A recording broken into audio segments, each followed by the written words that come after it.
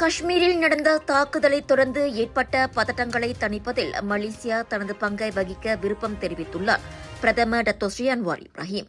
நேற்று பாகிஸ்தான் பிரதமர் ஷெபாஸ் ஷெரீஃபிடமிருந்து தொலைபேசி அழைப்பு வந்தபோது இந்த உறுதிப்பாடு வெளிப்படுத்தப்பட்டதாக அவர் கூறினார். அதே நேரத்தில் காஷ்மீர் பதற்றத்தை தொடர்ந்து எதிர்வரும் வெள்ளிக்கிழமை ஷெபாஸின் அதிகாரப்பூர்வ மலேசிய பயணம் ஒத்திவைக்கப்பட்டுள்ளது.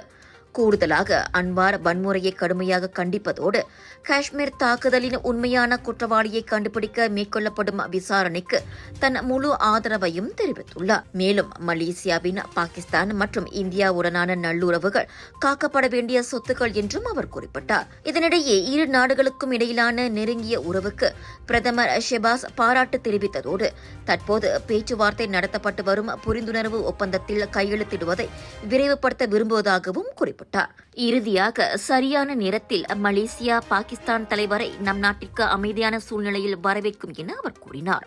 ஜோர் international Indian expo and viral food festival 24 May தொடக்கம் 2 ஜூன் வரை தாசிக் சென்ட்ரல் ஸ்கூடாய் ஜோர் பார்வில் ஹோல்சேல் விலையில் சாரிகள், Punjabi suit, lehenga, wedding collections, kids wear அனைத்தும் உண்டு. ஃபுட் ஃபெஸ்டிவலில் 100க்கும் அதிகமான உணவுகள், panipuri, kunafa, cheese nachos, Indian, western, Arabic என கலக்கலான உணவுகள். சாப்பிட ஒரு நாள் போதாது, திரண்டு வாருங்கள்.